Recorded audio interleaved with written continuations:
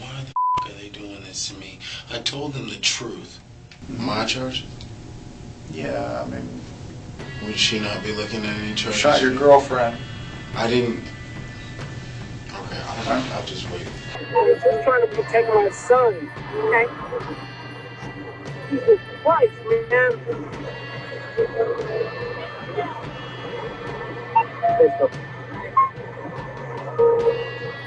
Don't need any EMS. We absolutely do need EMS. No, but I don't need it. She does.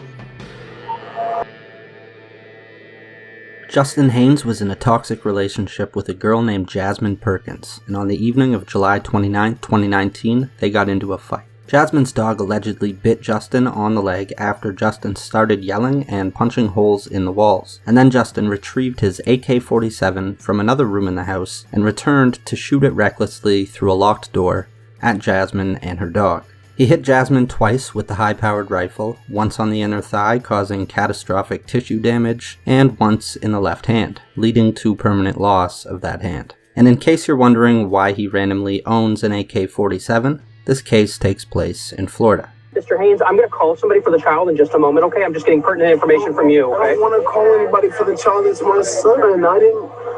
I put him in the room for a reason. This is going to take quite a bit of time of investigating. We're not going to hurry through this, okay? So you need to get over the idea that we're just going to stop doing what we're doing. We are going to do this step by step, which means I'm going to get your information. I'm going to call someone to get the kid, and then we're going to talk to you about what happened. That's the steps in which we're going to do this because that's safest for you, safest for us, and safest for the child. So, what is your date of birth, Mr. Haynes? I had no intentions of doing anything. I understand, Mr. Haynes. This girl, but she locked herself in the room with the dog, and the dog fucking bit me. If you put your flashlight on there, you can see that's a dog bite. He bit me, and I tried to protect my son, who was at a. Hey, what is the telephone number I can call someone for the child? Everything it is that she said is going to be, she's going to go to the hospital with no problem. I'm going to the hospital with the dog bite, and I didn't do anything other than protect my son. Before we get to Justin and our speculation about his personality, I think we should completely expose this crime as best as we can so that his manipulative arguments and feigned concern for his son become transparent from the start. His argument is that he shot the dog in self-defense on the basis of Florida state standard ground laws. He says he was concerned about his safety and the safety of his son, and that he was trying to shoot the dog before it bit someone else, like his son. He said in his initial interrogation that he felt he was entitled to shoot the dog because it was denying him access to a room in his house. I'm having a very hard time believing that dog being contained, that you felt this dog was a threat to you if you're trying to go back into the room. That's not a plausible, logical. But it's my property, though. I mean, in this particular situation, it is my property. I don't feel like I should be barred from any room just because a dog and a girl that I don't like is in the room. I should be able to access it if I need to get my cell phone, if I need to go ahead and get a pair of drawers. I feel like I should be obligated to be able to go into my own bedroom without having to worry about somebody in there that I don't particularly like who owns a dog. The obvious problem is that Justin didn't shoot the dog. He shot his girlfriend. Another problem is that the dog and its owner Jasmine had barricaded themselves in Justin's room out of fear of Justin. And after several failed attempts to pry open the door, he then shot his gun through the door, at which point Jasmine was injured. Justin's son was locked in his own room while all this was going on, so he had two doors separating himself and the dog. It's very hard to make the case that the dog was an imminent threat to anybody, which would be required for a self-defense argument. It's also hard to believe Justin's story about why he fired the rifle, especially as more details are brought to light, like the fact that he may have hung up on the 911 operator when Jasmine called for help, and he didn't immediately allow officers into the house when they arrived, showing more concern about facing the consequences of his actions than saving Jasmine's life. I think it's much more likely that he fired the rifle as an impulsive action in a state of rage at not being able to get the door open, and is now working backwards to build the self-defense argument. Now, while you were talking to the 911 operator, what was the defendant doing? Making threats, yelling at me. All right. Was he in the room or still outside the room? When I first got on the phone with the 911 operator, he was outside of the room towards the end of the conversation, he had got in the room. All right. So if I understand you correctly, while you're on the telephone with the 911 operator, at the beginning of that conversation, the defendant's out of the room, but towards the end of that conversation, he does enter the room. Yeah. I understood you correct? That's correct. He once he gained entry to the room, he took my phone and hung up on the 911 operator. Now, what were you doing whenever the defendant entered the room? Sitting on my behind with my back against the bed, my feet against the closet door, and I was on the phone with the 911 operator. Okay. And were you continuing to talk to the 911 operator? Once Justin got into the room, my attention was on him. Okay. All right. So what happened with the telephone and the 911 operator? Well, once he gets in the room, I believe we have a brief I'm basically saying, I can't believe you shot me. And he takes my phone, which is on speaker, and he hangs up on the 911 operator. Can you, in this audio recording, can you hear the defendant's voice in the background? Yes. All right. During your 911 call with the 911 operator, is there somebody can be heard yelling in the background? Yes. And who is that? Whose voice is that yelling in the background? It's Justin's. And Your Honor, at this time, I'd like to enter State's Exhibit B into evidence and publish. The objection to B. No, Your Honor. Thank you. 29, 2019, 9:31 and 36 seconds p.m. What's the address, Mr. Murphy? I'm dying. What's your address? What's going on? Dying for what? I'm dying. Huh? A gunshot? Gunshot.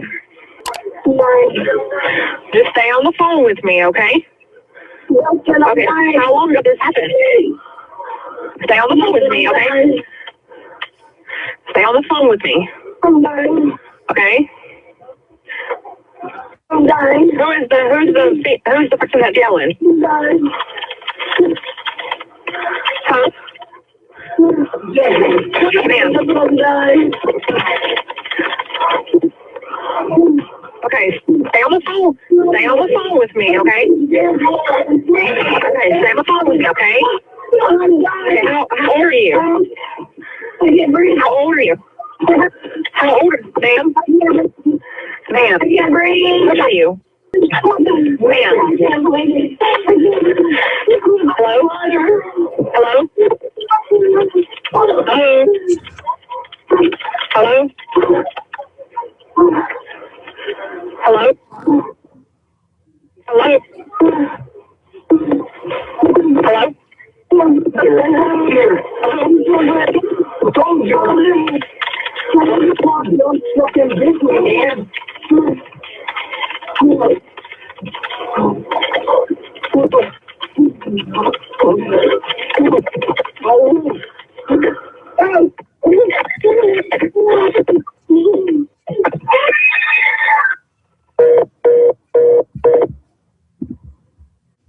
Ms. Perkins, what were some of the things the defendant was yelling while you were on the 911 call?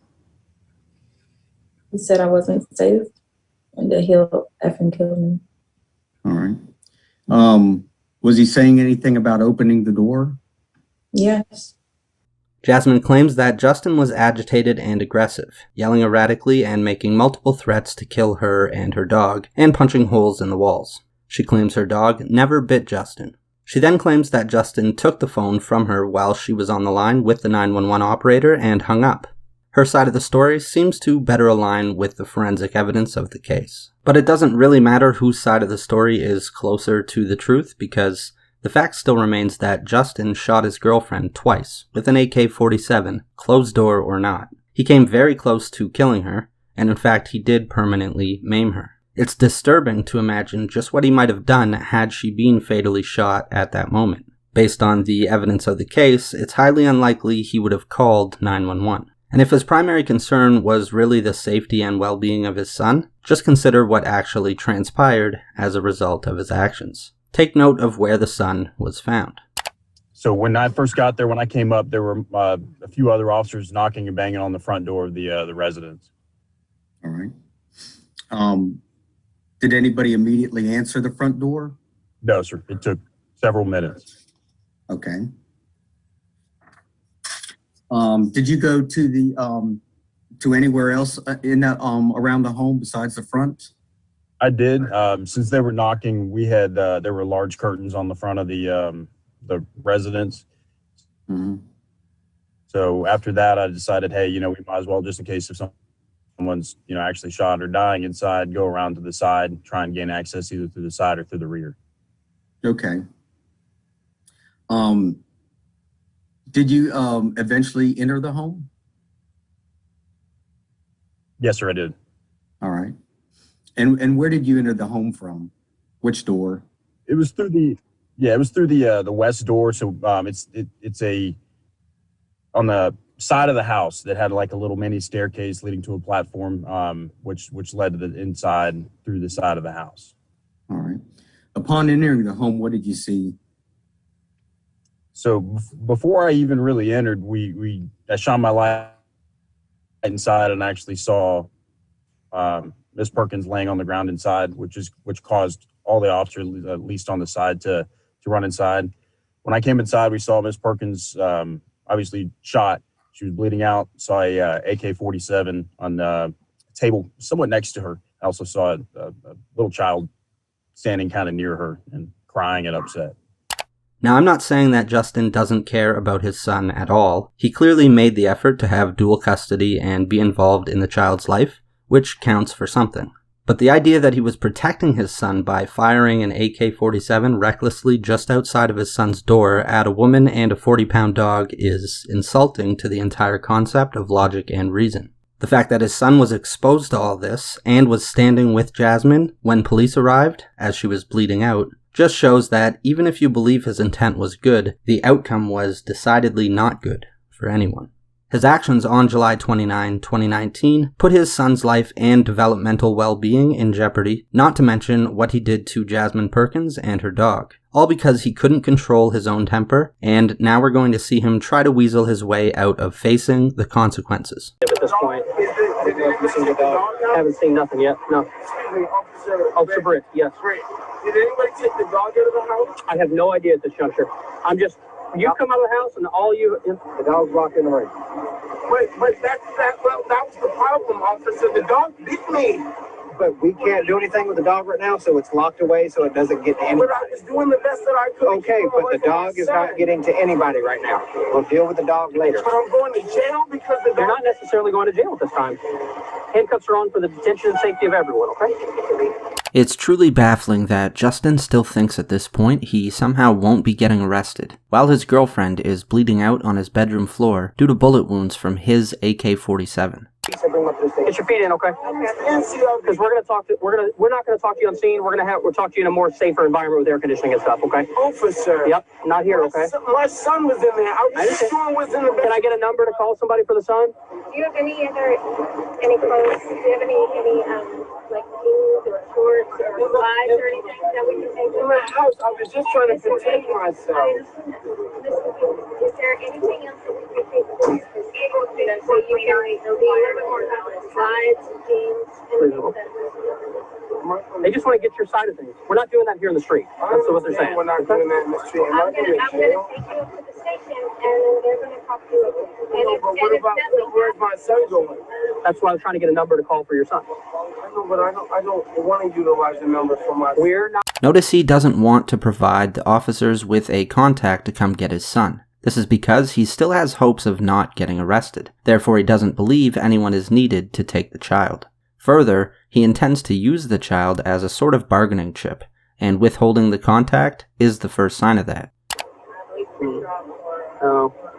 Mr. Haynes, what's a what's the telephone number I can call your mom or a cousin or somebody or an aunt, anybody that we can to come take care of the child for while this is just off the top of my head. Okay. I would have to get my phone. Don't know moms. Anybody in town's number? Officer. We'll work it backwards to the resources we have. Get your feet in for me, okay, please? Because you're going to the station, please.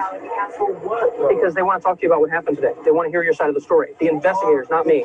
The dog. I can't do anything because I'm just the helper with this. I'm not the guy that's investigating this. Someone at the police station who is investigating this will want to hear your side of it. That's why we're going there, okay? But not here right now, not in this moment, because there's. Can you tell me, boss? I have no idea where he is. I assume that they're calling somebody. Officer, I will call. Then get your feet in if you're going to cooperate. I will. Thank you. Will you please tell me where my son is? I assume that he's with a police officer at this time in safe custody. Can I at least say goodbye to him? I don't think that's necessary right now, okay? You're going to get to see him again and talk to him. Anywhere. Right, but I don't think that that's healthy for the child right now, okay? So you've got blood all over you. That's scary. You're in handcuffs. That's scary. That's not healthy for him, okay? We'll let you talk to him in a little while, but right now we're going to take you to the station, okay? Not right now. Not right now, you're not. I'm sorry. That's not healthy, okay? Please. No. That's not up for debate. I would just say goodbye and leave. I don't think that's necessary at this time, okay?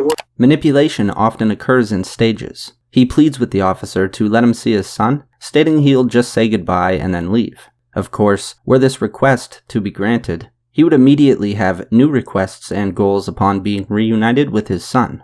Getting himself out of the police car is merely step one toward not getting arrested in this moment, and he's using his son to try to break down this initial barrier.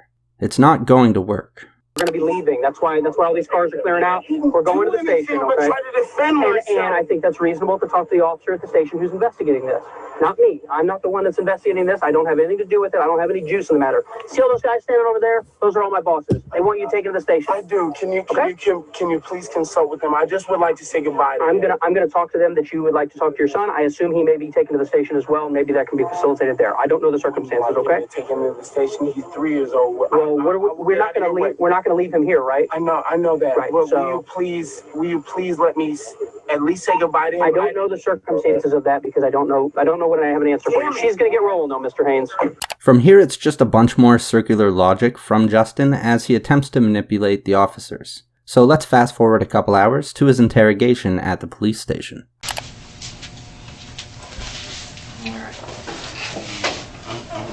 I'm certainly not going to run off on you, but is there any way to loosen or... Yeah, what we're going to do, the reason I asked you if you're left or right-handed is because we're going to let go of the one on your right wrist. We're going to hook your left wrist to the chair here, okay? All right, so...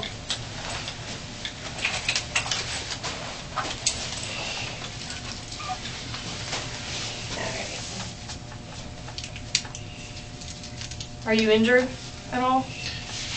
I was bit by the dog, but I'm okay. Okay, is that blood on your leg yours? I don't think so.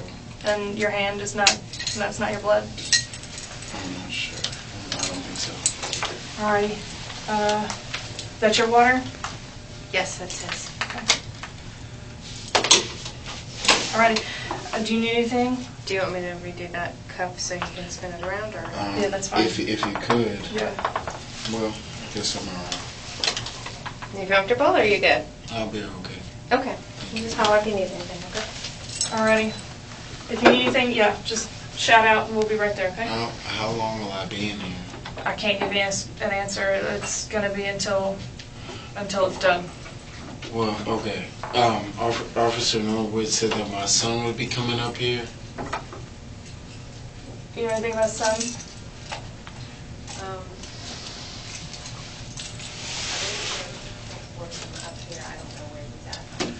We'll find out. From what I understand, he is being brought up here. We'll keep an eye on him for now. Okay. All right, if that's all right. I mean... And do you know, is there any way to get in touch with his mom? There is, but I don't know if I'm going home or not tonight. Okay. Do you have full custody of him? We're in the process. In the process. Okay, sir. All right. Fair enough. We'll try to abide by that, whatever agreements or whatever you're trying to do with it. It is my week with the baby. Okay. Yes, sir. Your week? Okay, so her week would be next week? Correct. You guys alternate every 7 days? Yes, sir. Okay. All right. I I guess your week just started then. Yes, sir. Okay. We'll try to be as accommodating with that as we can, but we do need to talk about what happened, if that's all right with you. I understand. And, you know, we've got a lot of stuff to take care of before we even do that. So, are you going to be the one that speaks with me? Yes. Okay. I'll be with you in just a minute, okay? Yes, sir. All right. Are you hurt at all? The dog did bite me. Okay. But I don't need any medical attention. Okay. All right. Just want to be sure of that before we get started, okay? If you do, we will get medical treatment for you. Thank you. I appreciate it. Okay. All right. All right, we'll be just outside, so like we said, if there's anything you need, just shout, okay? You'll be able to hear me with the We'll be able to hear you. So, there's currently no public information documenting any known mental health factors in this case, and any speculation on my part is just that, speculation. Justin's personality and behavior, however, do align very well with an expression of narcissistic personality disorder. We'll continue to see an inflated sense of entitlement, especially when his mom arrives, but we also see manipulative goal setting and impaired ability to recognize or identify with the feelings and needs of others, as well as antagonism and attention seeking. He greatly overestimates his ability to manipulate the detectives, he clearly asserted interpersonal dominance over Jasmine, and he's very self-centered and condescending toward the officers during his arrest. These are all classic expressions of grandiosity. But back to the interrogation, where Justin has managed to make it nearly a full 12 minutes without moving or talking. If you only knew at this point what the next 24 hours had in store for him. Yes, ma'am. How soon do you think I might be able to talk to somebody? I'm just concerned about my son. Talk to somebody like... Anybody about the situation that happened tonight. I mean, I was bit by a dog. I just would like to be able to express my side of the story. I don't know if I can even be able to link up with my child. Well, like we said, your son should have been transported here. Again, I will find out for you. As soon as I know where he is, I will let you know. You will be able to talk to anyone that you want to, one of us here. That's why we're here in this. Well, I mean... I understand what you're saying, but well, I mean, obviously, you're not going to be the one to talk to me. We're both going to talk to you. Do you have any idea when that's? It's gonna take some time, so just be patient with us. You said he's going to be transferred up here. He should have already been. I heard them call. Where would they put him? I'll find out where your son is. Okay. I'd like to just be able to state my side of the story. Okay. We'll see if we can expedite some of this stuff, okay? But again, you just gotta be patient, okay? All right. Give me a few minutes, all right? I'll find out about your son. Thank you. It's very telling that Justin doesn't know that talking to the police in this specific situation is only going to hurt him, especially when you consider that his mom is Florida Circuit Court Judge Barbara Hobbs. Now it's obvious where the sense of entitlement in regard to the law comes from. It's even more revealing that his mom actually comes to this interrogation to represent him. For real, she'll be here in like 2 minutes. And she goes ahead and advises her son to tell the whole story to the police. With her knowledge of the law and position of authority, it's absolutely clear that she intended to work with the officers to get this case thrown out, or at least to have her son come home with her that night rather than be sent to jail. It's not entirely clear that she knew all the details of the case, but she certainly wanted to insert her influence into the outcome. Had she been properly representing his true and fair interests, she would have advised him to remain silent. But we'll get to all that soon. Hey, do you... Miss Hobbs is down in the lobby. That's not good. To represent you as your attorney. Is this something that you want to happen or not? Absolutely. You do? Okay.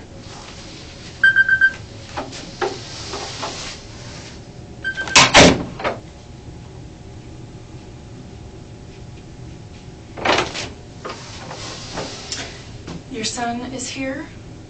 He is doing fine. They found some way to show him Dora the Explorer. So he's good, and I believe your mom is also with him. Okay. So, is she coming back here? I'm not sure. Okay, thank you for doing that. No problem, of course.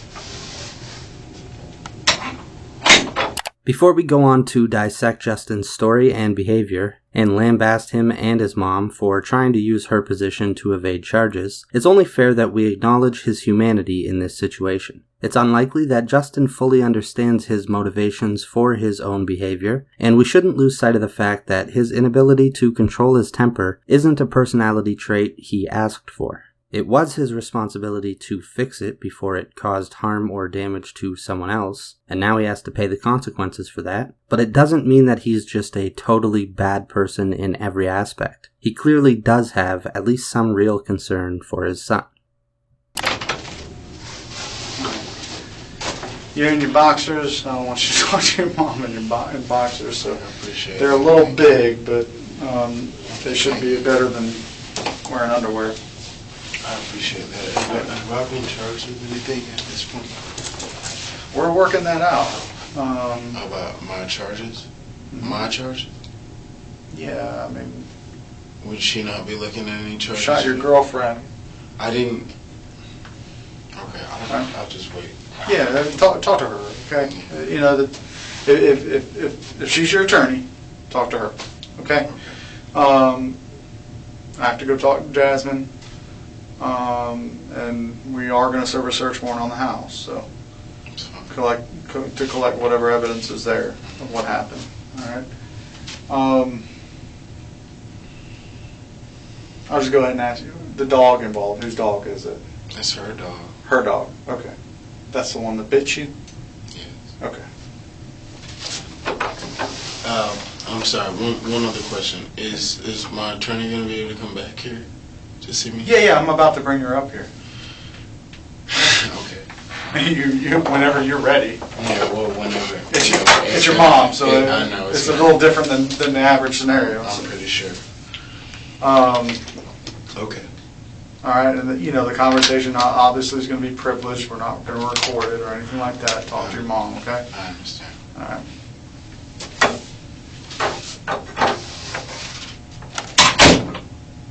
Did you catch the sigh of relief?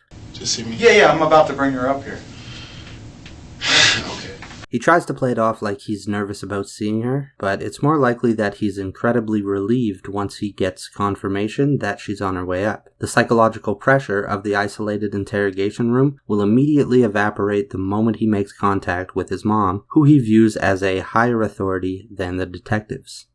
Now, I want you to watch for two things in the next segment that are going to give clear insights into Justin's personality and behavior. Notice his demeanor when his mom enters the room and asks him about the dog, and notice how he acts when she leaves. Hey, Justin.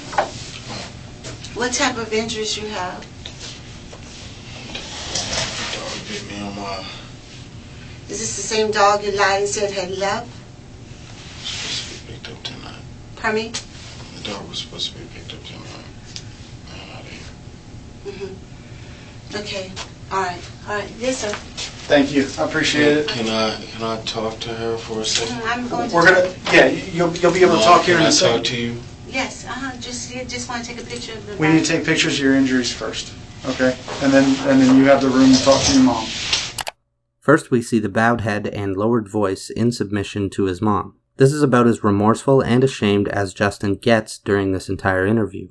This really shows that he views his mom as being above the officers interrogating him in terms of authority, since he submits to her but not to them. And at the same time, it shows a complete lack of ability to measure the different levels of severity between lying to mom and shooting his girlfriend. Next, we see the momentary panic he suffers when his mom leaves the room. Despite the fact that he was told just 11 minutes ago that he would have a privileged meeting with her as his lawyer before any questioning begins, he acts distraught when she walks out, as if he thinks that was the whole meeting. It's almost as if he thinks she's so angry about the fact that he lied about the dog that she's refusing to help him and just leaving him there to rot, which again shows the lack of ability to measure severity. Just watch again and notice his fear of abandonment. Is this the same dog you lied and said had left? Supposed to be picked up tonight. Pardon me? The dog was supposed to be picked up tonight. I'm not here. Okay. All right. Yes, sir. Thank you. I appreciate it. Can I talk to her for a second? I'm going to. We're gonna. Yeah, you'll be able to talk here in a second. Can I talk to you? Yes. Just want to take a picture of the. We need to take pictures of your injuries first. Okay. And then you have the room to talk to your mom. I said earlier that Justin displays grandiosity, but he also displays behavior typical of someone with the vulnerable narcissism construct, which usually lacks overt grandiosity. His fear of abandonment and hypersensitivity to criticism, like when he takes the conduct of the arresting officers personally, suggests that he has a combination of both grandiose and vulnerable narcissism, which is uncommon but not unheard of. There's some question in the literature as to whether narcissism is even a multivariable construct at all, but it does seem to express in either one or the other variant. I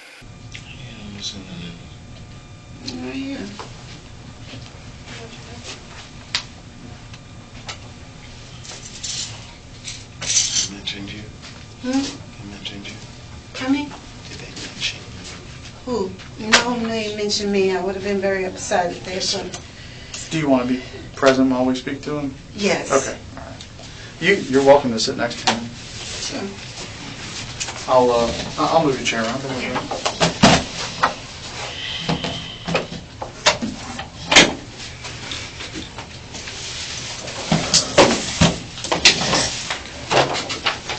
So just so you're aware, the recording is now going.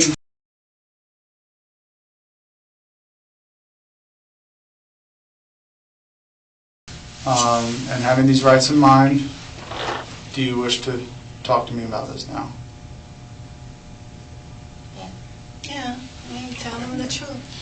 So, this is kind of unique. You know, your mom is also your lawyer, all right? No matter how far into this you get, I'm sure she's explained this to you, you can stop, okay? I'm not going to push you to do anything you don't want to do, okay?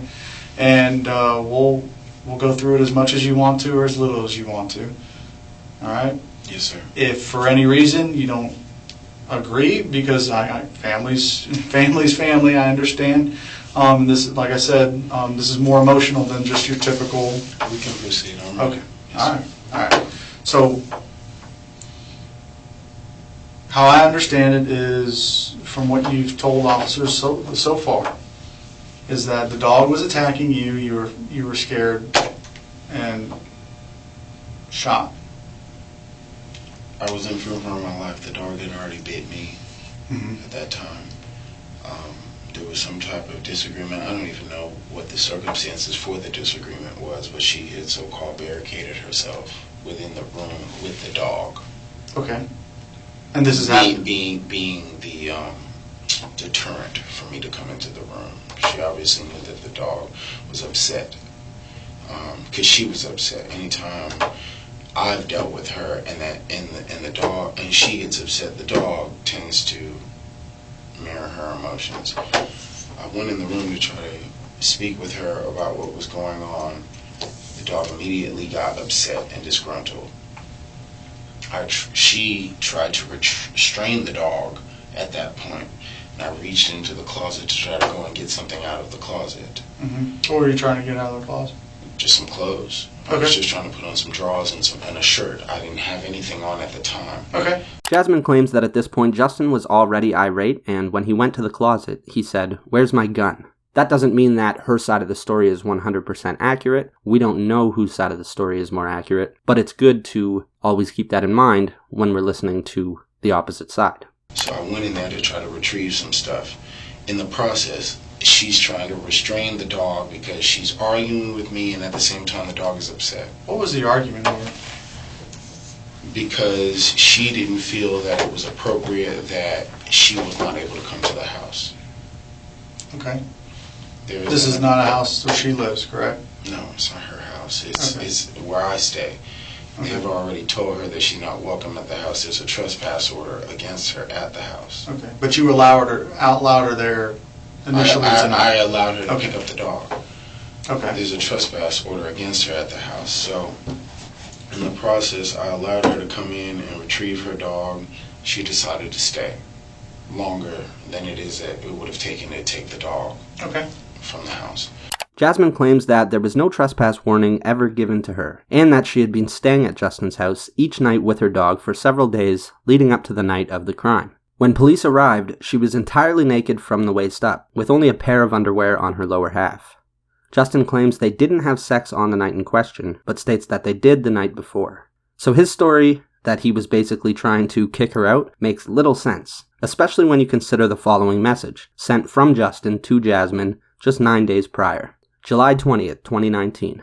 If I could ask for one thing for my birthday, I'd ask that you please call me. All I'm asking is that you hear me out for the last time. Please. Now, relationships are messy, and this doesn't prove anything, but it certainly suggests that Jasmine maybe wasn't the crazy one of the two, and also makes Justin's ensuing character assassination of her seem pretty flat. In the process, she lingered around, stayed in the living room or whatever, ended up coming into some type of confrontation with me. I don't even know what it was about, but I'm assuming it was the fact that she could not be at the house because of what my grandfather and my mother told her about coming to the house. And this has to do with cutting my tires and doing all kinds of other things at the house. So I was explaining to her that this is not going to be appropriate. You have to take this dog here. I can't watch the dog anymore. Anyway, she got an attitude about that. She goes into the... When did you have that conversation? I'm sorry. This is just prior to... So in person? Yes, sir. Did you communicate this at all by phone? Earlier? Like... Absolutely. Okay. I told her, and I'm not sure if it was via text or a phone call, where it is that I told her that it was inappropriate. The reason I'm asking is if there's any kind of proof to what you're saying. Absolutely. Yeah, I want to know it. So if there's cell phone communication between you two... I can't remember if there were text messages or not. I would have to reference my phone, but I know it is that I told her that it was... Even call logs, you know, yeah. I believe there is a text message that indicates that I was not cool with the dog and that we needed to be... If the dog was going to stay any longer than it is as she intended, that we needed to be careful about it, because... They didn't want the dog there, and I didn't personally want the dog there because he's a liability. Okay. At that point, I indicated to her that... Why is it that you... Let me just ask this.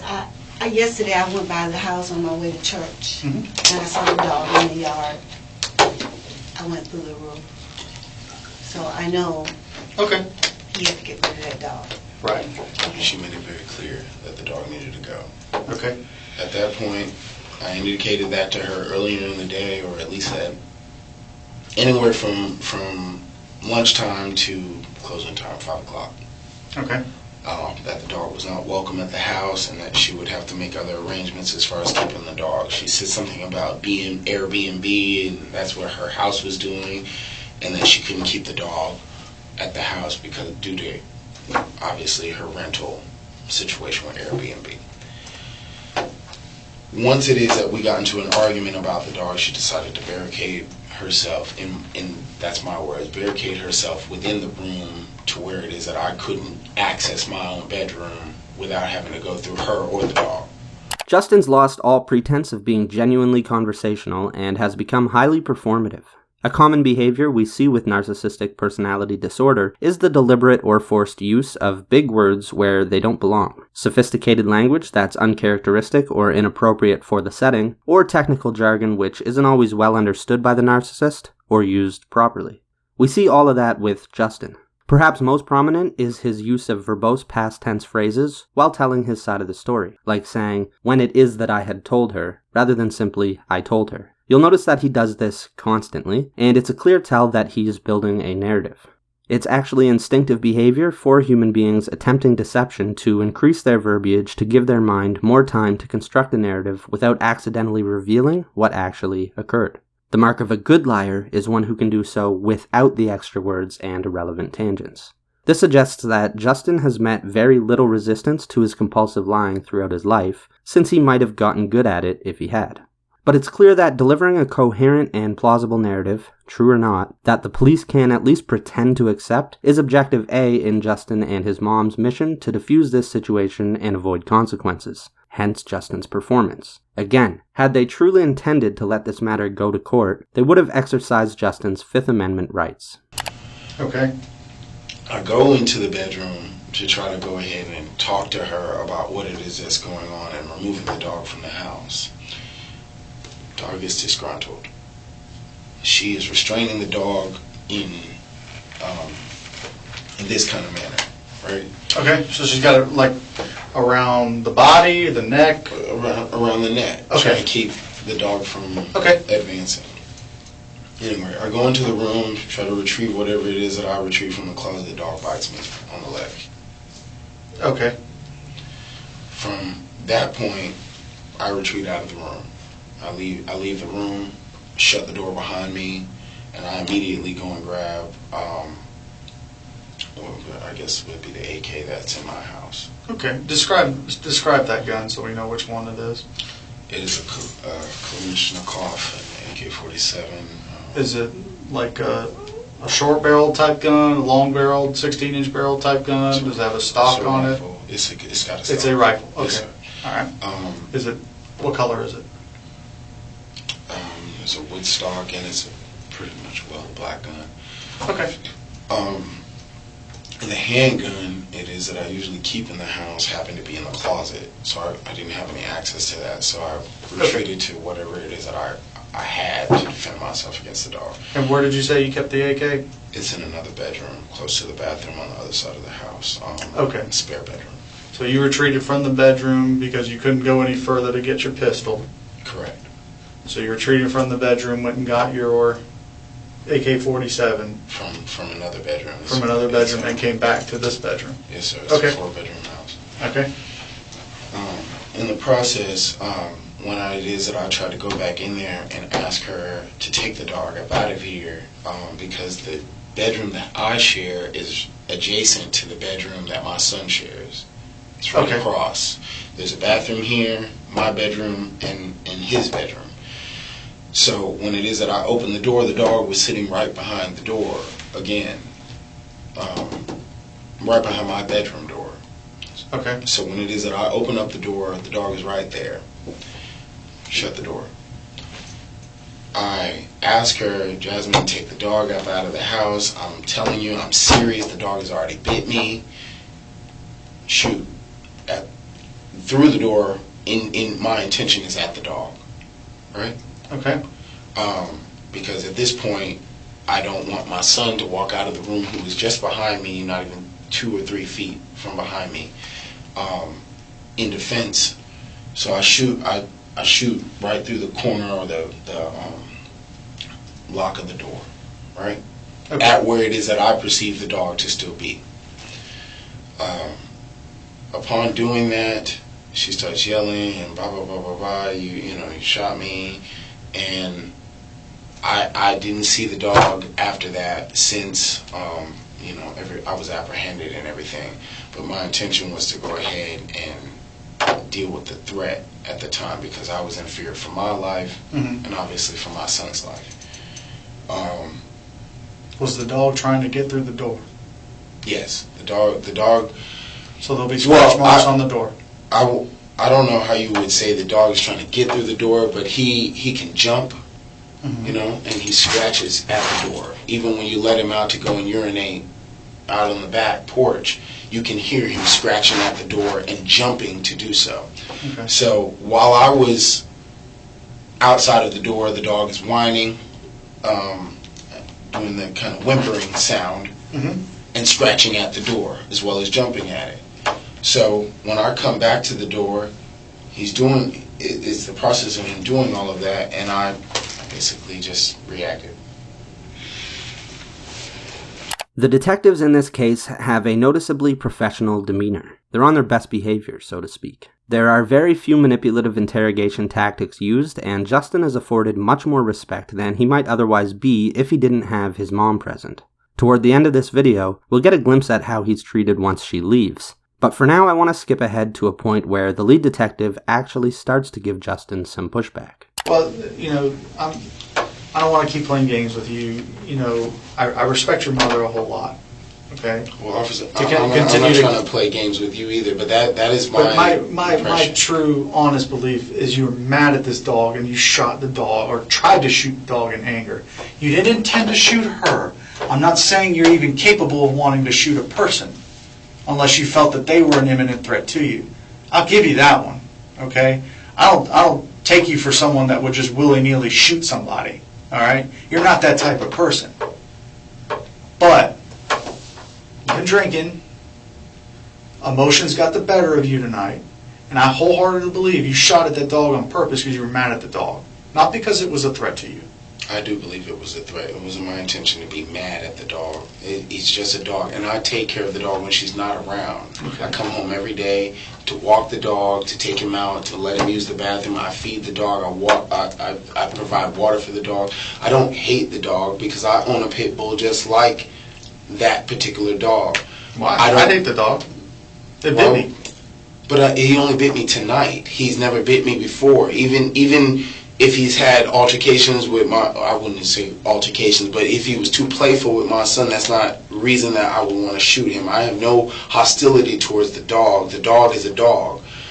But once he bit me, at that point I was in fear. The fact that it bit you isn't even the biggest problem with this dog. It was abandoned in your house by a woman you don't get along with. What do you mean abandoned, though? She knew good and well. Oh, I mean, she left it there for 4 or 5 days knowing that you weren't allowed to have a dog at your house. I call that abandonment. I'm not sure he didn't know he wasn't supposed to have a dog until yesterday. Well, they told me about the insurance policy. Right, they didn't want the dog. Yesterday? Yesterday, okay. On my way to church. I was driving down the street, taking my mother to church, and I saw this dog in the yard. How long have you lived there? He's been there for 8 months. Yeah. 8 months, and you were never allowed to have your dog there? Well, I've never been able to have a pit there. There was a dog that lived next door who was basically wild and was living next with a lady who didn't take care of the dog at all, and they didn't have any problem with me keeping that dog. Okay. But it wasn't a pit bull? No, it wasn't a pit bull breed. It was more like a canine, if you will. Well, not canine, but a Labrador. Okay. The dogs popped off being difficult yesterday because I told him, get your ass out of my house. Either you or the dog go. Okay. At that point, I let her know that the dog couldn't stay at the house because the jig was up. We had to come and get the dog. Can't keep the dog here anymore. She did not like that. She didn't like the fact that she had to remove the dog from the house. And basically, when she came over to so-called retrieve the dog, she just stayed. And lingered, rather. I wouldn't say stayed, but she just lingered. Well, I mean, the fact of the matter was, I mean, you guys were both disrobed, for whatever reason, and I think her staying there was something more of an invitation than just to retrieve the dog. Be that as it may. Okay. All right. You argued. The dog bit you. But I'm having a very hard time believing that dog, at any point, other than, at any point you tried to get back into that room where the dog was being contained, that you felt this dog was a threat to you if you're trying to go back into the room. That's not a plausible, logical. But it's my property, though. I mean, in this particular situation, it is my property. I don't feel like I should be barred from any room just because a dog and a girl that I don't like is in the room. I should be able to access it if I need to get my cell phone, if I need to go ahead and get a pair of drawers. I feel like I should be obligated to be able to go into my own bedroom without having to worry about somebody in there that I don't particularly like who owns a dog.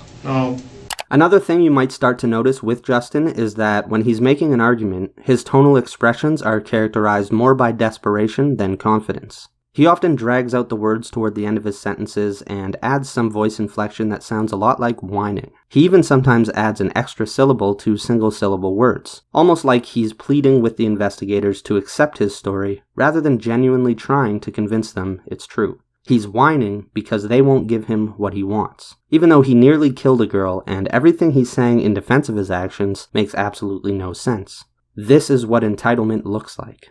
Now, entitlement is a personality trait that's linked to various personality disorders. So it's a trait that we often see expressed in people with mental health challenges, but that doesn't mean that anyone with a slight sense of entitlement automatically has a personality disorder, or vice versa.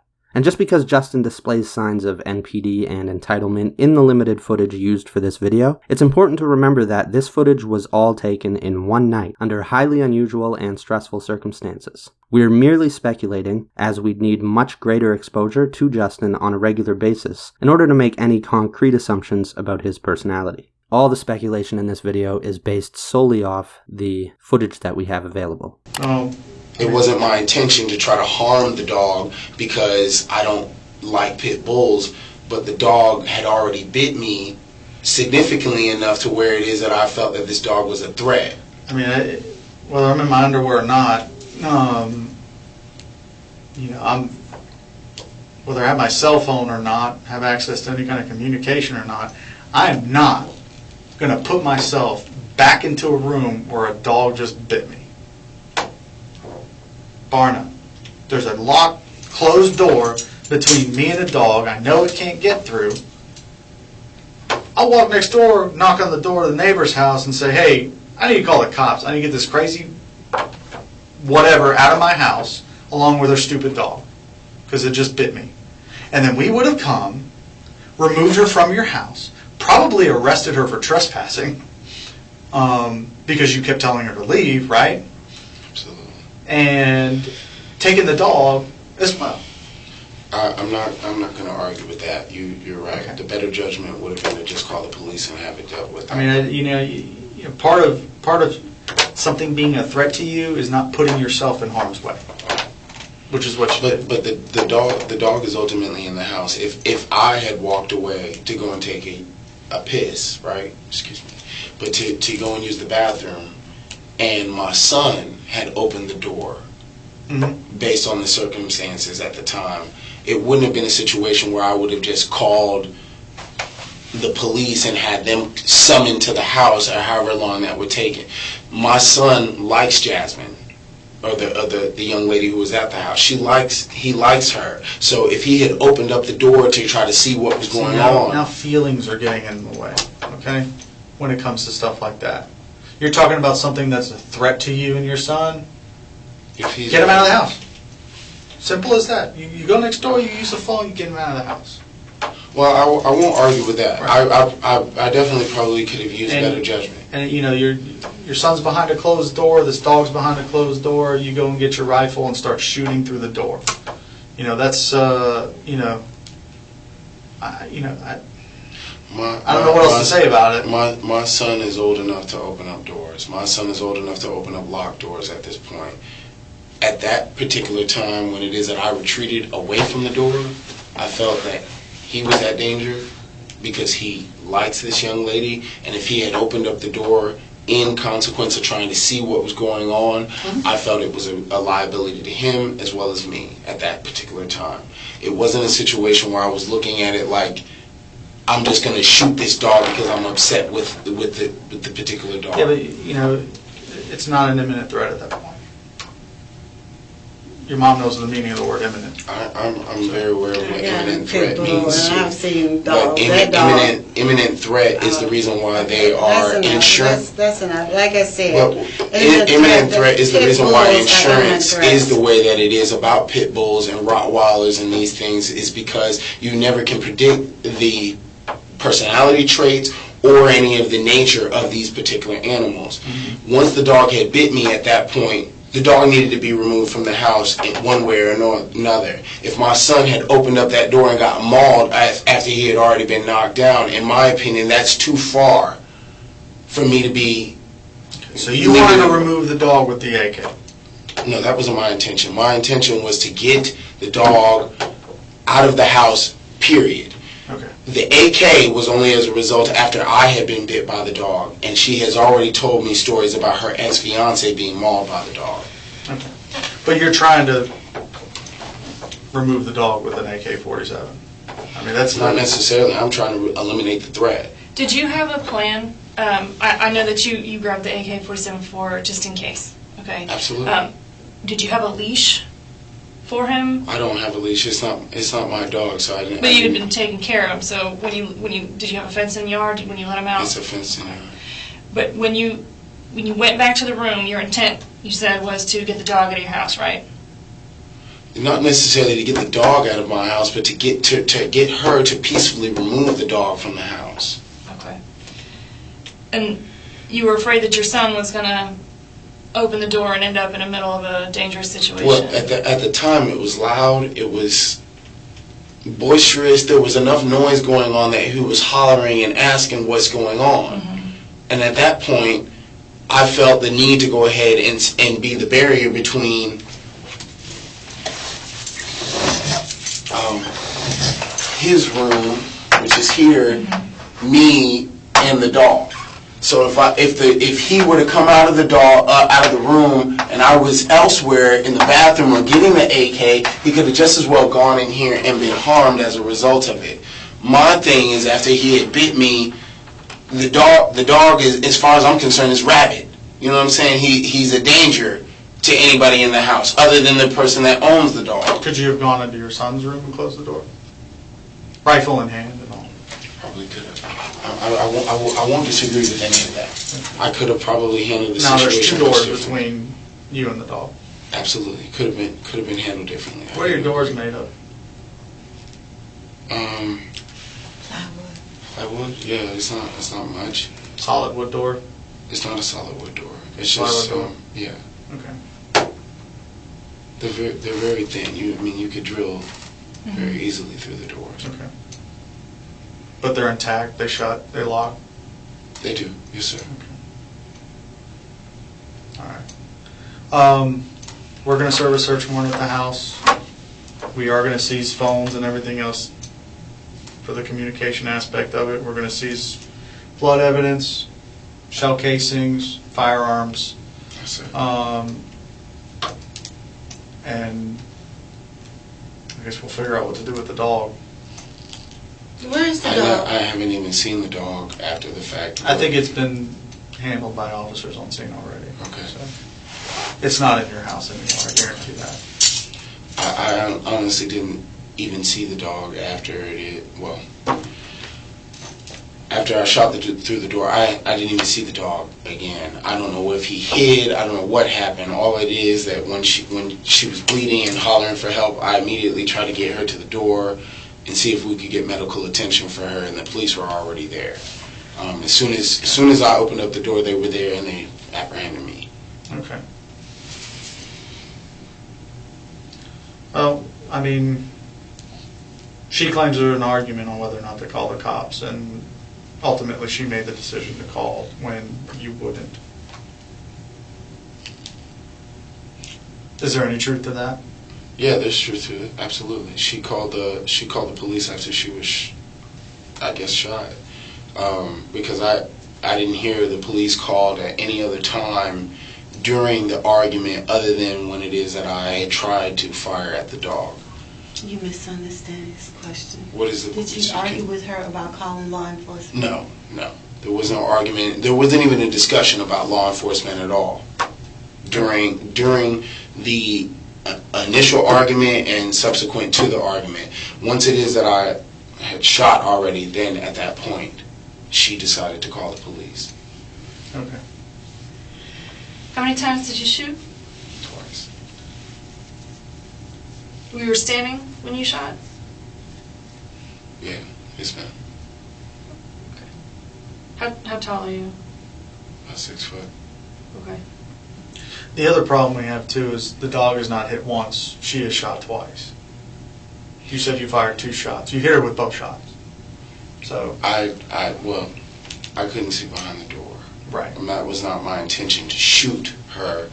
But I'm assuming that because she was behind the door, ultimately the dog happened to be in the proximity or was in the area of where it is that I intended to shoot, if that makes sense.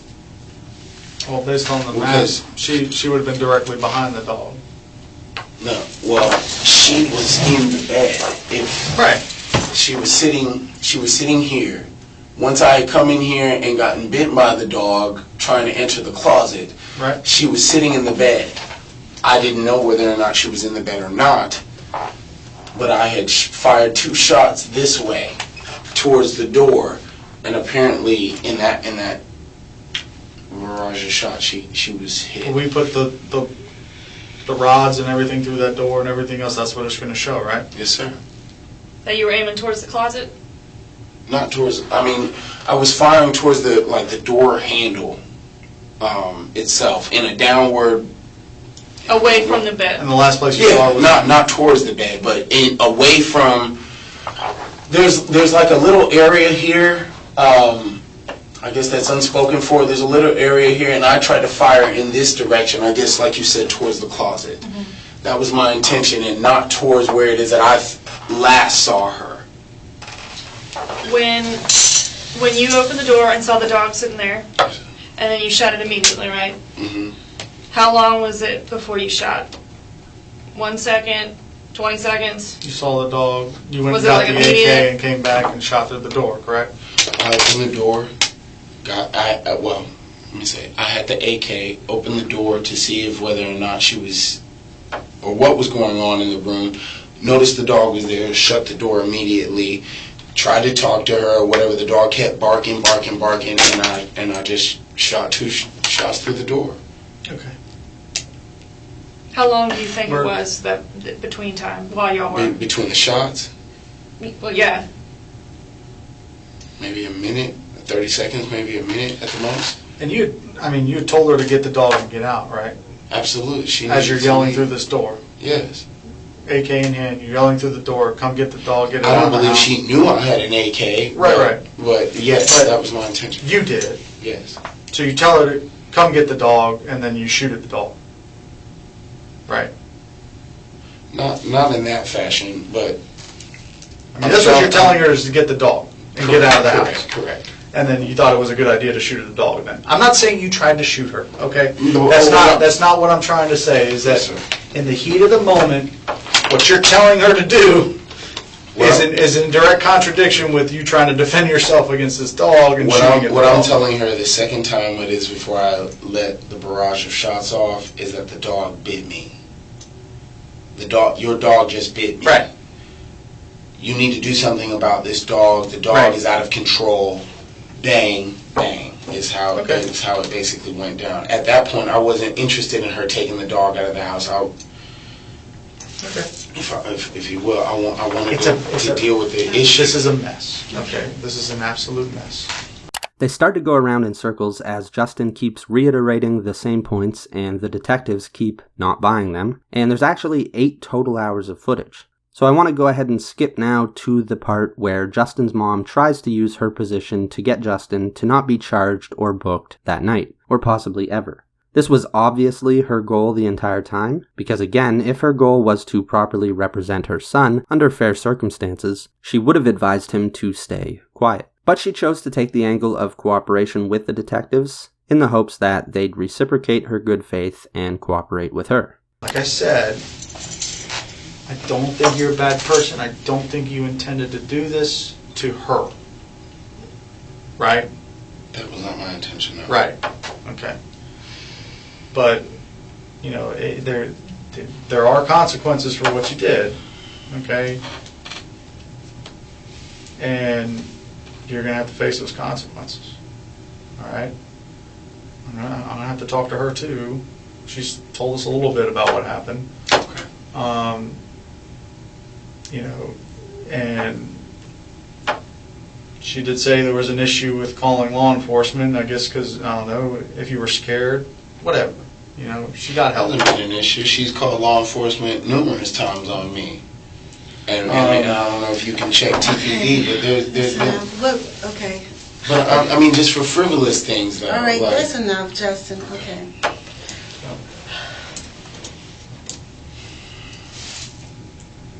Do you want to talk to him again, or?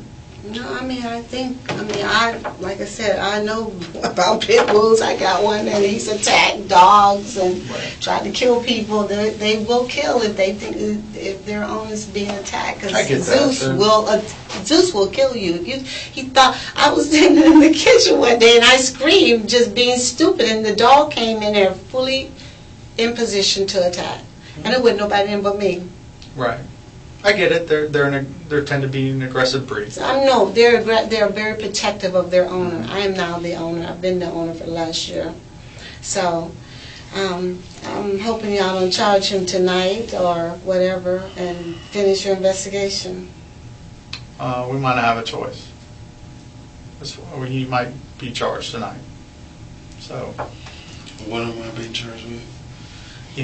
At this point, aggravated battery with a deadly weapon comes to mind.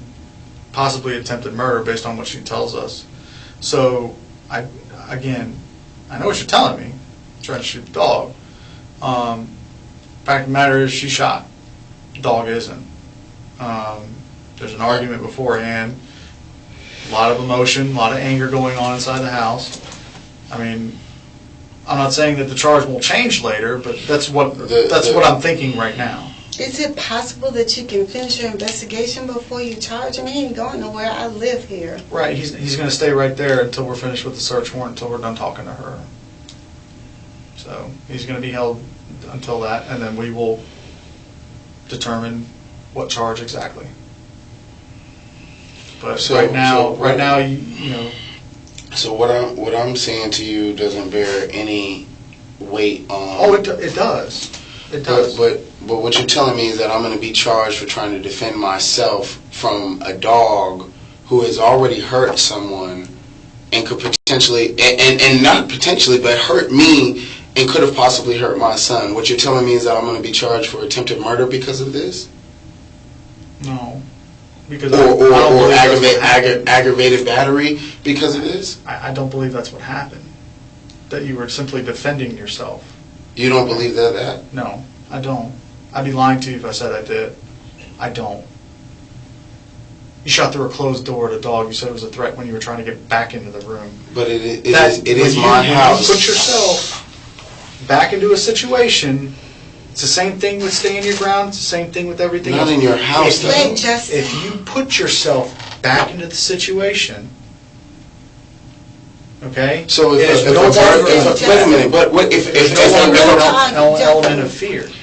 If a person came to my house to rob the house with a dog, and I shot through the door to try to kill the dog who was trying to rob my house, am I looking at attempted murder for that? Okay, or aggravated battery for that? No, that's enough.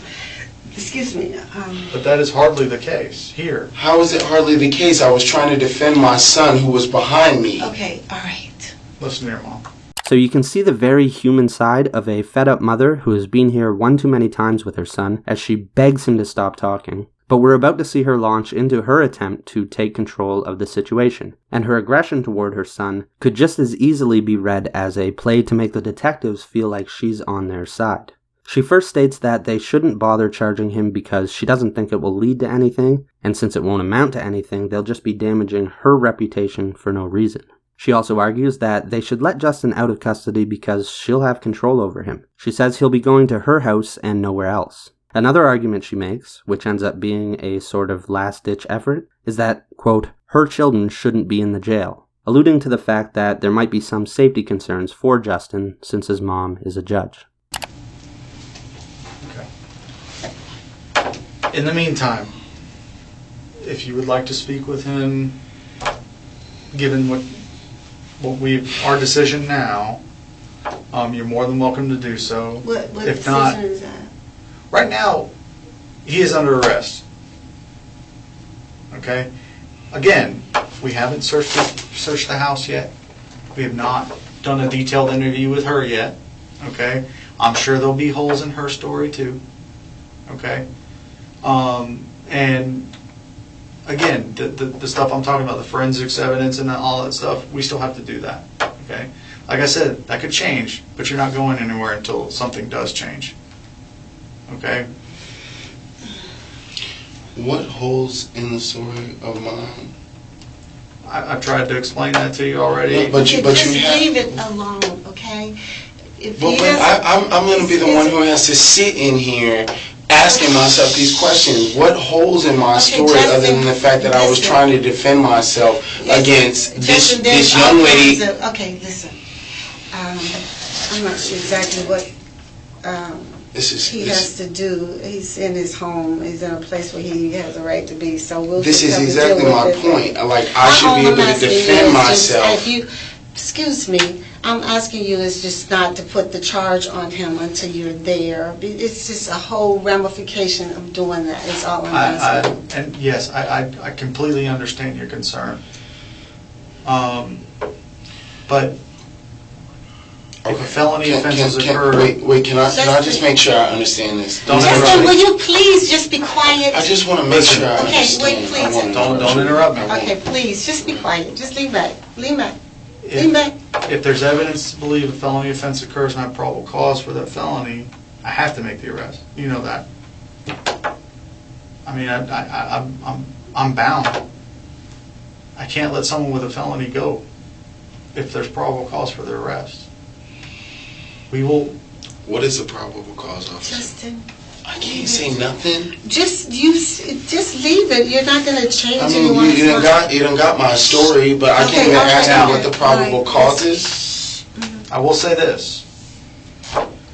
It'll go through my supervisors before any charge is written and any booking is done. It goes through my supervisors. It goes through probably our legal advisor at this point. And it will go through the state attorney's office as well. So I do have checks as well. If there's any reason they find that shouldn't be the case, or he gets arrested tonight, okay. That's the only reason, though. I'm sorry, I didn't understand. If someone with more authority than me to charge says don't charge him, that's what I'll do. But at this point, you know, I think we have to hold him. No, just listen, okay? I gotta sit here and just hold on to what it is that I wanted to ask. Okay, you're being recorded. Let's get. Do you want to consult with her first before you ask? Not at this point. I just want to know what it is that the probable cause is to charge me for what you're intending to charge me with. What is the probable cause? He's already told you. He hasn't told me. That you're not acting in self-defense and you shot a woman in your house. How do you know that? A guest in your house. Okay. Based on what it is that I've told you, what makes you think that I didn't shoot in self-defense? If I open the door to my own... Listen, arguing is not going to help the situation, okay? Arguing is what court is for. I'm assuming that you've already made up your mind then, in that instance. So arguing with you is not going to make a difference. Right now, no. Not from you. No. I will say this. If some more light is shed on this that could possibly affect. What more light could be shed if you've already made up your mind? I mean, that baby was standing there. So he was there and out in the open. He was behind the door. All the same, the baby can open the door. Be quiet. The baby was sitting there. The baby told me. The baby's telling you that he saw the shoot. I mean, I just said the baby was. Saw blood. He was eventually out of that room. I mean, you know, there's time elapsed between. But all I'm saying is that if the. Okay, that's enough. All right, you've told your side of the story. Right. The officer doesn't believe that you were in fear. And the only issue I have is just charging him with something that potentially will not, you know, it's not going to go forward. That's all I'm saying. Right, because the sticks is there. And I'm just saying that, I mean, he's not going anywhere. He is not going anywhere. That's not the problem, though. Oh, just be quiet. He's not going anywhere. The booking is the issue. I understand that, and trust me, I will tread lightly when it comes to that. I promise I will give him every benefit I can to not have him booked into the jail tonight. I would really appreciate that. I know you would, and I mean, you can ultimately he can get the charge. It's just getting him booked in under the charge, and it conceivably, because I've been down this road for 30, 40 years, and I don't think that it's going to go very far. But the fact that he's been booked in will go very far. Okay. I understand that. I understand that completely. I would want the same especially when he shouldn't go to the jail. I know there's an issue about my children being in the jail. Right. So. And that's a decision that also is above my head. When I say my children, I'm not trying to curry favors. It's just that I got people in the jail that don't like me, and surely they'll find out who he is. That is a major concern for me as well. If there is any association between him and you, obviously it's a concern. His name is the same as mine. Right. So obviously that is a huge concern for us as well, and I don't want something ill to befall your son because of a bad night. Okay. I can't say anything. No, just give it a break.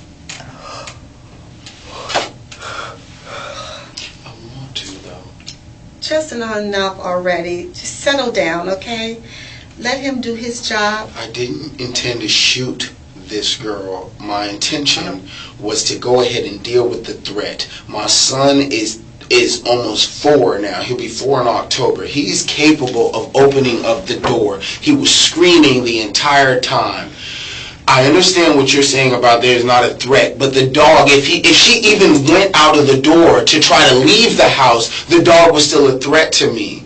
What you're saying is basically that the dog was not a threat just because he was behind a door. If she decided to go and take a piss, it's still a threat to me. The dog is the problem, not.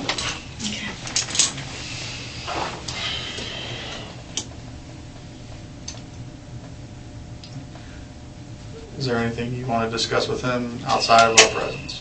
No, I need to go. I guess. Okay. But I'm trying to figure out. Do you have any timeline at all in terms of this evening? I wish I could give you an accurate one. I haven't even. I've written a paragraph or two of my probable cause for the search warrant for the house. So. By the time it gets written, approved, signed by the judge, and then we're serving it at the house, I mean, we could be looking at daylight. It takes a while. Okay. So I'd like to tell you a couple hours, but I can't. That's fine. I don't know, because I need to go home. Can you turn that off? Yes.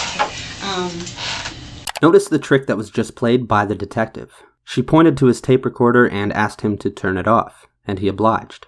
But that's just his personal device. The room's audio is still recording. Now she thinks the audio is off, and she continues to try to press for Justin's release. I need to go home because I have a child. I'm not going to figure out how I'm going to do that tomorrow. But I'm asking you in terms of when will you make the booking decision? Like I said, I don't care about the charge. Would you like me to call you? Yeah, I don't necessarily care about the charge. It's the booking process. If there's a way that this man can be given some sort of appearance, because he ain't a threat. He ain't going nowhere. I mean, he's going right now because his grandfather has just evicted him. Going to be at my house. Okay. He's not going. He's going to be at my house, so I'm just any kind of. I think the nature of the charges would be first appearance required.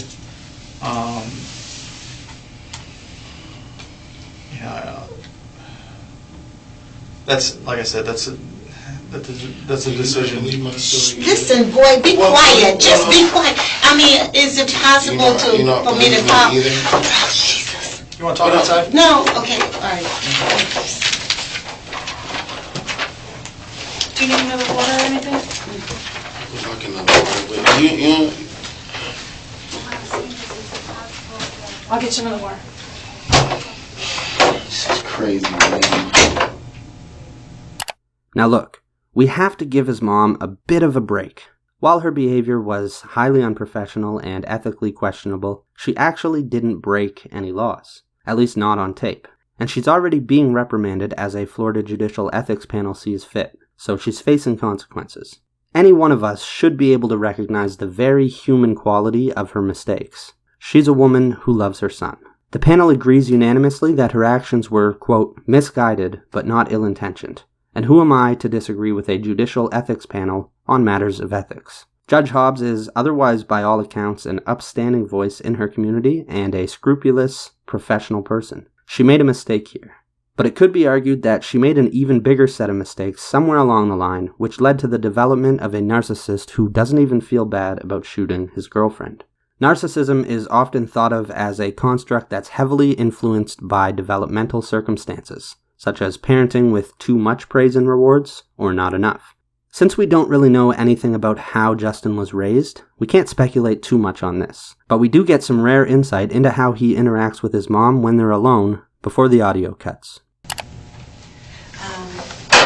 Alright, so Justin, you don't need to talk anymore. You're not going to correct these people anything differently than what's going on. Full of shit. Why the fuck are they doing this to me? I told them the truth. That's the truth. Okay. I drew a diagram. Okay, well the deal is Justin, this is where we are, and there's nothing I can do to help you at this point. Okay? I don't know what we're going to do, how we're going to handle this situation. After the failed attempt to rescue her son from consequences, Justice Hobbs leaves, and we get a glimpse into how Justin spent the rest of his night and the next day. He doesn't suffer nearly as much as Jasmine Perkins, who I'll remind you again is permanently maimed, but he has a pretty rough time. He's also being charged with attempted second-degree murder with a firearm, shooting at, within, into, or in a building, and attempted animal cruelty. The case is ongoing. We'll end the video by watching a few mildly interesting interactions between Justin and a few different officers, but if you've enjoyed it so far, I'd be humbled by and grateful for your support in the comments below, or by liking the video and subscribing to my channel. Thank you.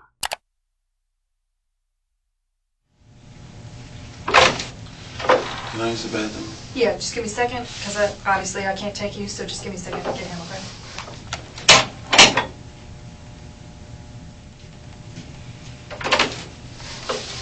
You gonna use the restroom? Yeah.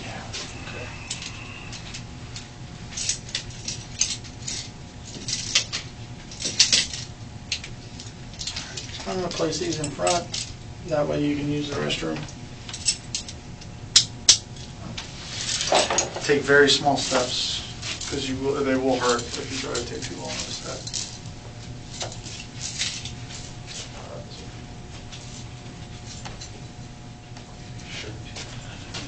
Another shirt if you can. I can find a sweater for you. Yeah, that might be nice. Have a seat right here. I gotta be cuffed to sleep though? Yes, I have to cuff you to the chair. I'm sorry. Okay, well I can be cuffed to the chair, but do I gotta have them left? Yes, you have to have those on as well. I'm sorry, but I can turn this chair. You are allowed to prop your feet up if you like. I'll position it. Let me get the handcuff to this this first.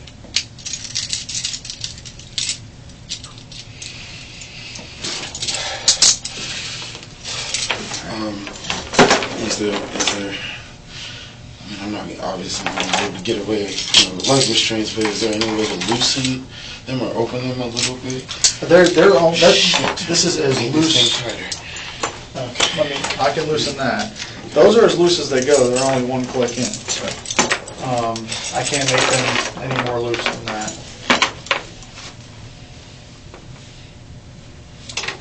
But this I can prevent from tightening. Okay. All right. I mean, I intended to lay on the floor anyway, so. I can't let you lay on the floor, okay? There is a camera in this room. You have to be in view of the camera. All right. Well, can I lay within view of the camera? This is in view of the camera. You have to be seated in the chair. All right. I'm sorry.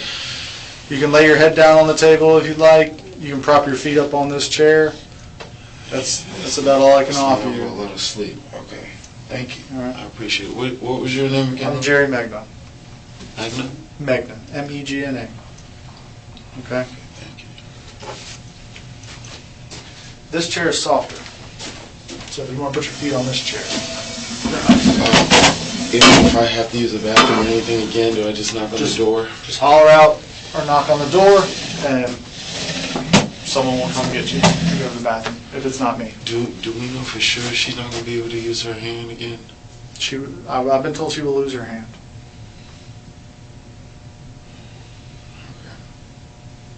Okay.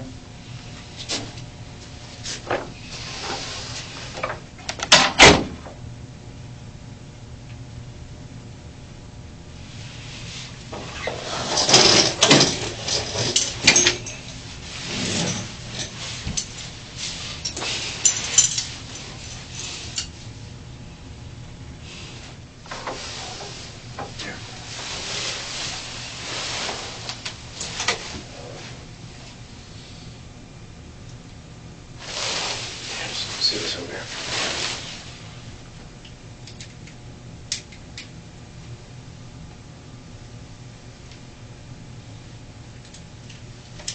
See you there.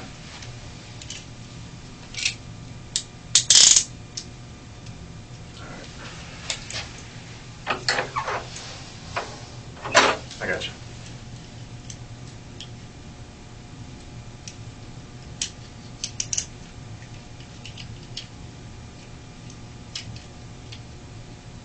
All right, rotate your wrist.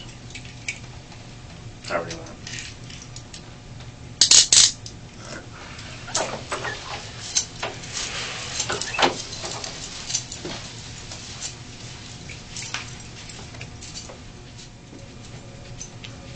Both of these and this, I mean, absolutely necessary at this point. I'm not going anywhere. They're absolutely 100% necessary. Well, I trust that you have no intentions to get up and walk out of here. Which hand do you want? Free? Yeah. Can we give this one a break? You want this one free now? Yes, if so, because it's rough on the wrist. Absolutely. Yeah, there's policies in place. If someone's in custody here, they have to be on both leg irons and secured and secured in some fashion. When I came in, they didn't have leg irons. No, when you came in, you didn't, but once you're up here, they have to go on. Okay. If I can trouble you with one more question. Yeah, you said in an hour. Investigator Magna is on his way back up here. He's primary on the case. Okay. He's on his way back up here from your residence where a search warrant was served. So once he's back up here, we should be within the next 10 minutes or so. Okay. We should be about finished up. We'll advise you more. Okay? You want this wrapped around you? I just been throwing it over myself. Yeah, do me a favor. If you're going to lay down right here. Not behind or underneath the table. Okay? So, however you want to do it. If you want to stretch out your legs, sit in the chair and stretch your legs out this way, or whatever, just lay down here. It's not underneath the table. Okay? All right.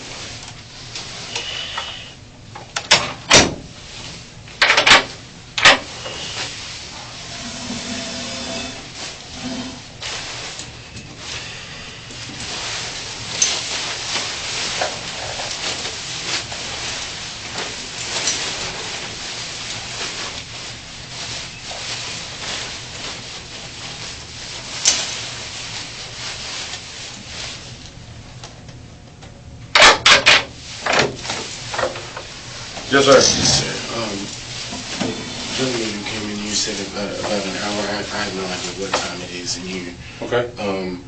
Is there? Do you want me to tell you what time it is? Would that help you with something? That and it's 6:43, 6:42 maybe. Just sometimes this drags a minute. Okay. Is there anything anybody can tell me about what's going on? Yeah, you're going to be transported to jail in just a little bit. To Leon County Jail? Yes, sir. What about my mom's situation? I'm apparently not going. I'm not supposed to go to Leon County Jail. You're going to Leon County Jail. There may be some arrangements that will be done later on that, but we don't have any ability to transport you to a different jail without any other special arrangements because we're in Leon County, so that's where we have to deliver people. Okay. So something can be done about that later. Your stuff would be exempt, and you could be kept away from general population and things like that. But right now, that's where we don't really have another option. Okay, do you have an idea of how long that will be? I don't. It won't be much longer, but I don't know. I can't promise you a time. Okay, and first appearance, is that what I'll be looking You'll at? have to go first appearance at some point, yes, sir. Okay. I'm pretty certain based on the charge, and I have had little to nothing to do with your case. I just came into work this morning, right? So what it comes down to is I do know what the charge is. You're being charged with aggravated battery with a deadly weapon, and so that's going to probably more than likely involve the first appearance requirement. Any other questions I can help you with? I guess we can't turn the light off or anything. No, we can't turn the light off.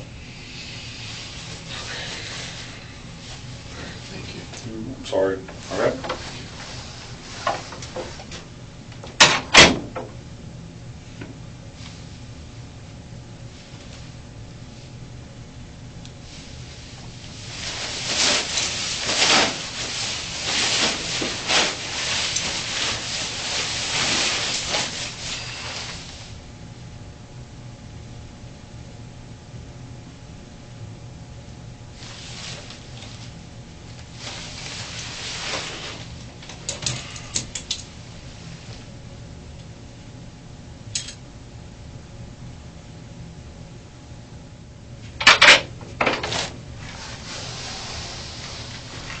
Mr. Haynes?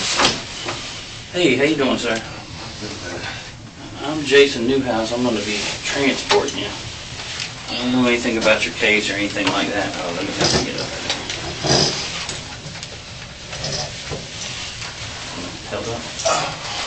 I don't know anything about your case, so I don't know. Can't answer too many questions. I'm just your ride. They already searched you and everything? Nobody searched me, no. No. Do you have anything on you? No. Everything's closer. I'm going to move these. Let me take this off first.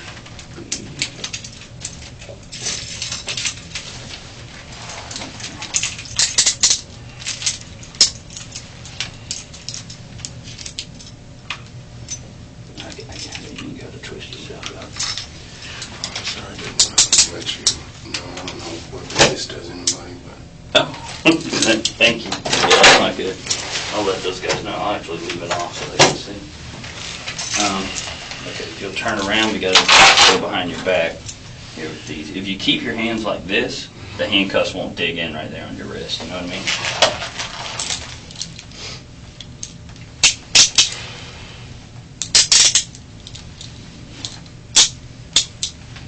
Keep your knuckles together. It's the best way to do it like that. And you double lock them so they don't get any tighter on you. Let me check. There's nothing on you, huh? Okay, turn this way. Okay, I'm going to take those hands off your legs. You can sit down, watch your wrist. Don't sit.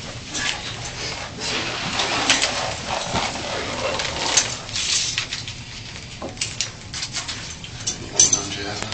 Any word on her situation or condition?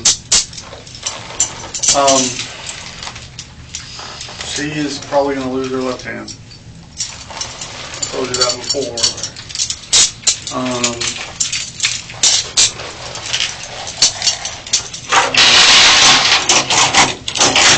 That's the extent, the biggest injury she sustained. Luckily, it wasn't more serious than that. But she's going to be permanently disabled now.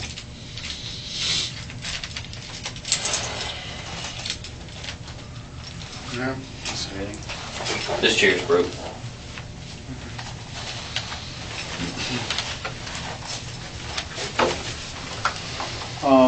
I'll let your mom know what your charges were already. Okay, so I guess just wait for her to do her thing. Yeah. So when I go down there, they'll put a bond on me. After first appearance, they'll decide what the bond's going to be. Okay. All right. And the charge is aggravated battery. With a deadly weapon, that's it. That's the only charge. Okay, it's a second-degree felony.